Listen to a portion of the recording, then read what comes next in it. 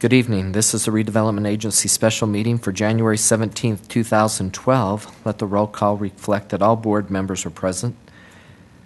And we'll have first on our agenda is approval of minutes of the special meeting of December 20th, 2011. Board Member Stevens. Yes, Mr. Chair, I reviewed those minutes and they're correct. And I make a motion that we accept the minutes of December 20th, 2011. I'll second it. We have a motion from Councilmember Stevens and a second from Councilmember Wicks to adopt the minutes of the special meeting of December 20th, 2011. This is a voice vote. All in favor? Aye. Any opposed? Thank you. And we have a public hearing next on the agenda to discuss the extension of the river project area, and this is consideration of proposed resolution 2011-25 adopting an amended budget for the Ogden River redevelopment project area as approved. Tom Kostopoulos will present this for us. Mr. Christopoulos.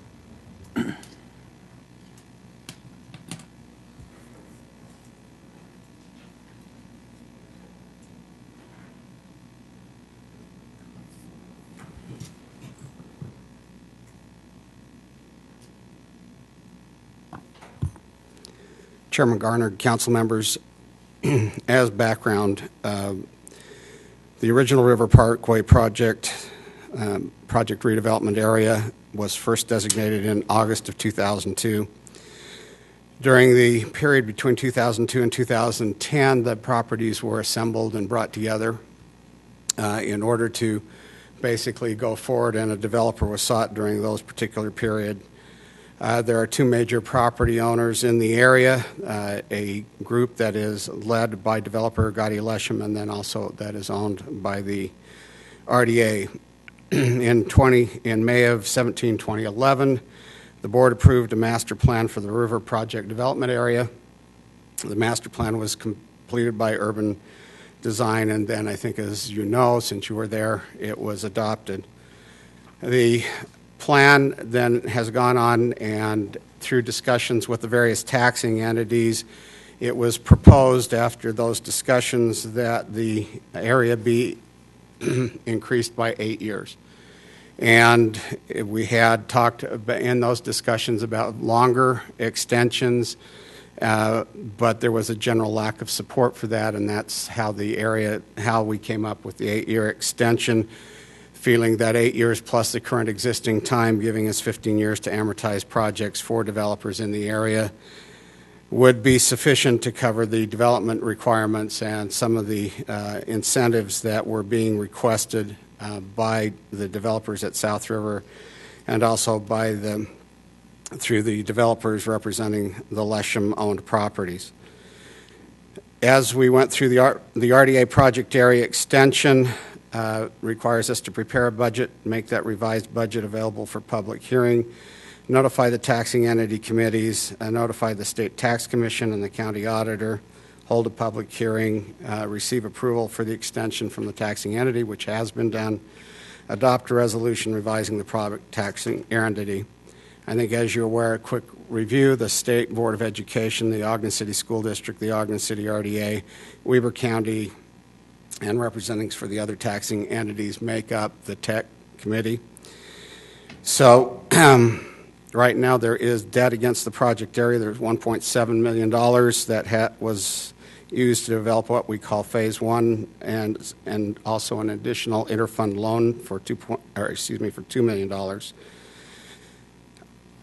Both of the current developers at South River and the Lesham properties have basically requested increments and or other forms of incentives.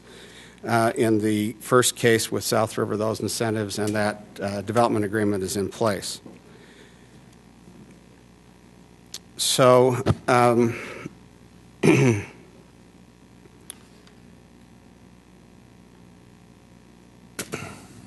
background. Then there were questions that were put forward by the council. The first of those was to please review the new budget under the proposed extension, explain the impact we'll have on future development. The first of those was that it would basically the impact is to allow us to accrue enough capital to basically offer incentives to the developers as the project went along.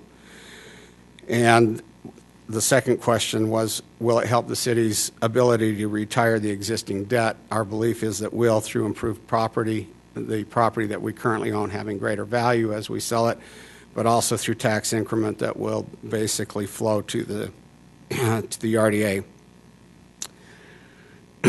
Please explain, the second question was, please explain the impact of the extension will have on other taxing entities. That impact is the same as to us. I have prepared for distribution to you a basic white paper that explains what the impacts are in somewhat greater detail that you can look at. But the impact under state law is that there can be no impact to the entities in the sense that they are held harmless, and that's the basic rule. The question that has come up is that if we have properties or own properties that are not on the tax rolls, then aren't taxes being paid? And this is a rather cumbersome notion, but the notion is that through the tax, the entity basically is, as they're held harmless, the taxes are reallocated across the taxing area, so that those, the school district and other ones, are not held, when properties are taken out, are not held for those properties. That's further explained in that memo. But the simple part for this evening is that there is no decrease to their tax increment from the basis year in 2002 that they had. So the benefit to them is that portion of the tax that will flow to them as described in the budget, which will be which is basically the increase. Let me find it here real quick and I will refer to it. The increase in total taxes after year 2027 of $13.2 million in incremental increase to all the taxing entities at that point.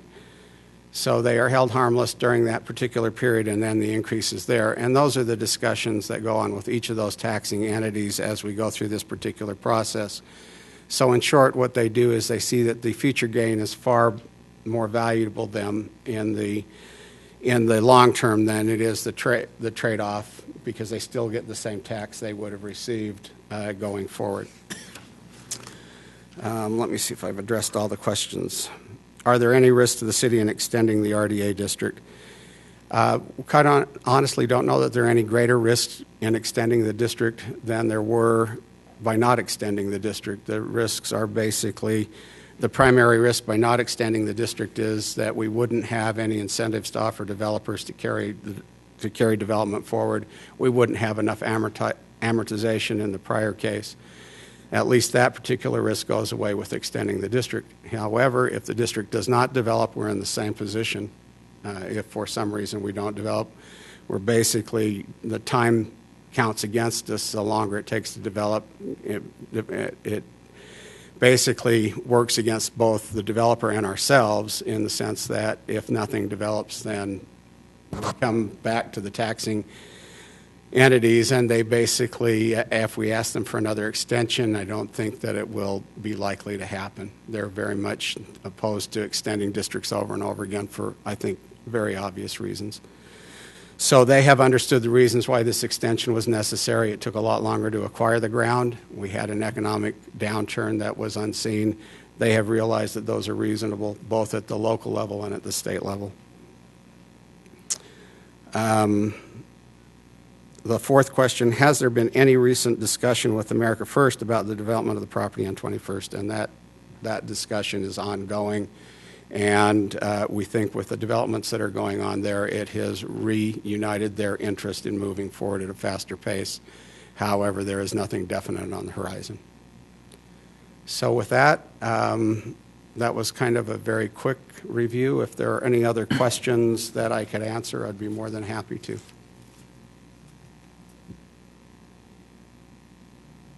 Other questions? Okay. Thank you, Tom.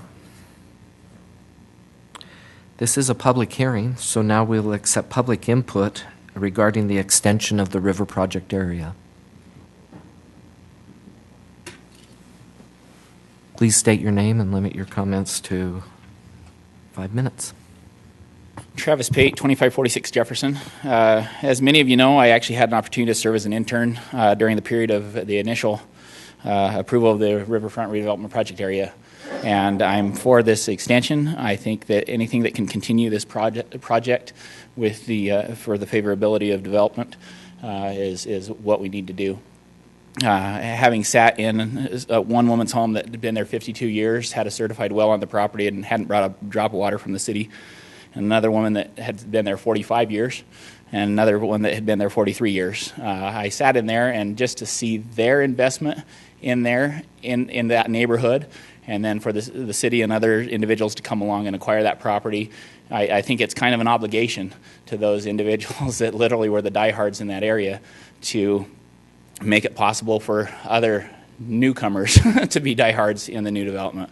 My only advice would be also to America First, as well as to the plan. I told the developers that PRI could be a big partner in that sense. They own the property immediately south of the river project on Washington Boulevard, and that my one proposal to the developer or to the planning stage was that Kiesel Avenue have more of a tie into the river project for whatever PRI may come up with, which is the LDS Church owning that block right adjacent to the river project. The Kiesel Avenue corridor, I think it'll be more vital and more important, and that we just need to make sure that as the development takes place, that there's a little bit more of a upgrade and adaptation to saying we're welcoming into this neighborhood from the downtown. Thanks. Thank you for your input. Further public comments? Okay, comments from the RDA Executive Director. Oh, excuse me. Now we'll open it up for public comments. This is an opportunity to address... Excuse me. The motion to close the public hearing. Okay. Second it. We have a motion from Councilmember Gochner and a second from Councilmember Van Huser to close the public hearing regarding the extension of the river project. This is a voice vote. All in favor? Aye. Aye. And if there's no further discussion, I'll make a motion. Any opposed? Any opposed? Motion passes. The motion passes to close the public hearing. And if there's no further discussion, I'll make a motion to adopt proposed resolution 2011-25. I second it. We have a motion from Councilmember Gochner and a second from Councilmember Stevens to adopt proposed resolution 2011-25. This is a roll call vote. Board Member Stevens? Aye. Board Member Van Huser? Aye. Board Member Wicks? Aye. Board Member Gochner? Aye. Board Member Heyer? Aye. Vice Chair Blair? Aye. Chair Garner? Aye. Now, this is the opportunity for public comments. This is an opportunity to address the board regarding your concerns or ideas for the Ogden Redevelopment Agency. City Council concerns should be expressed during a City Council meeting.